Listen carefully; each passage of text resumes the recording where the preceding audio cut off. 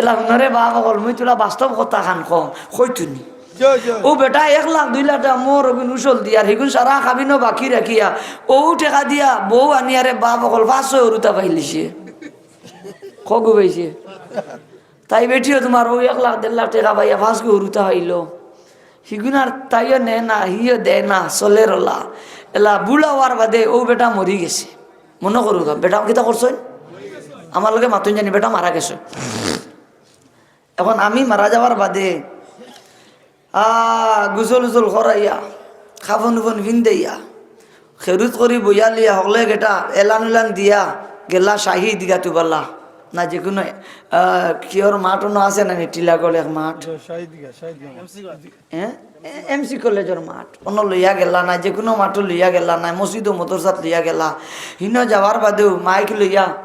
আমি কইলাম আমার বড় ভাইয়ের পক্ষ থাকি উপস্থিত মুসল্লিয়ান হজরাত আপনারা সকলে আসেন আমার বাড়িতে চলইয়া মানুষ এই সেই বাক্কা এটফেরাজ দিয়া সাবর তো কোনো ব্যবসায়ী মানুষে পাওনা দাওনা থাকতে পারে আপনারা পাওনা দাওনা থাকতে পারে আপনারা যদি কেউ পাইন আমরা আসি আমরা কইন জানি আমরা এই গুণটা দিমু ইলা কইননি মাতরে ভাই কথা ইলা কইননি ইকান বালা কথা রে বাবাই আমার ভাই মারা গেলা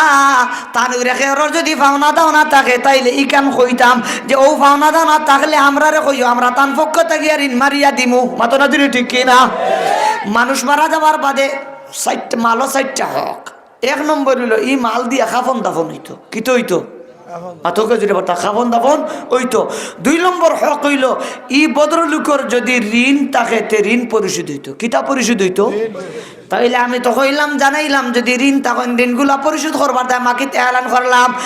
আমি ফুয়াই বাফর পক্ষ তাকিয়া মাটো এলান করলাম ঋণ যদি থাকে তাহলে ঋণ ফানেওয়ালা হলে তাহলে আমার লগে যোগাযোগ করিয়া বালা কথা কইলে আমি সেলুট জানাই কিন্তু তোমার মাইরে মাথায় আসলেনি ও মাই আমার বাজিয়ে তোমার যে বিয়া করেছিলাম মোহর বাকি রইছে নি মাতো না দিকে আপনারা বাড়ির থাকি তোমার বাবার লাশ লইয়া যে আইলে মাইরে মাথায় আইসলেনি ও মাই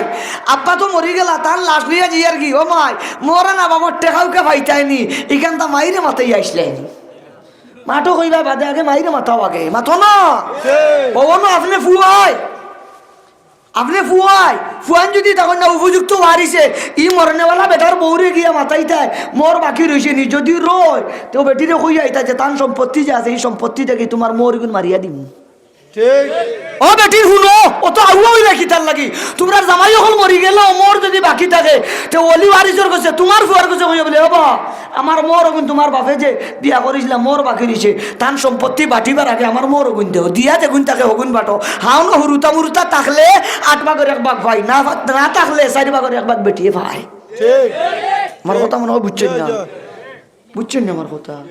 বেটিয়ে কইতো কিতা বলে আমার মোর না বাবাতে 3 লাখ বাকি রইছে যে সম্পত্তি আছে তান খাফন দাফনের বাদে ঋণ মারতে গিয়ে আগে আমার ঋণ মারো মারার বাদে যে সম্পত্তি নিব বাটো গিয়া বেটিয়ে বাচ্চা কাচ্চা তখন না 4 ভাগের 1 ভাগ ভাই আর বাচ্চা কাচ্চা যদি তাকে দে বেটিয়ে সুমন্ত তা 8 ভাগের 1 ভাগ ভাই আগুন মরা না বাবাতে ঋণ মারতে গিয়া টাকা পাইব রে বাবাই আবার বাদ বাকি অবশিষ্ট মাল যেগুলা রইব এগুলা বন্টন হইতে সময় হাও না আর চান্দা ভাই ঠিক গুমনি আপনারা কিন্তু আমরা বেটিনতে দেখা যায় এই জন্য এলা মারা যাবার বাদে মরি গুণ দিছেন না এলা মরি গুণ দিলা না এলা মারা যাবার বাদে ও জীবন আপনারা বুঝেন আমার সিলেটি মাত ও জীবন সারা জীবন তান্ডেলিয়া ঘর সংসার করলে আইস্তাইন মরি গেছেন কিন্তু ভুল হলে মাফ করে দিও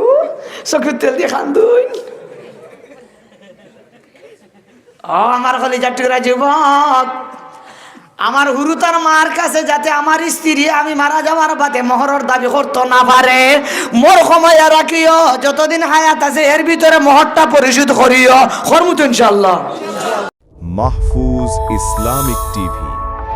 ইসলাম প্রচারণায় সত্যের সঙ্গী।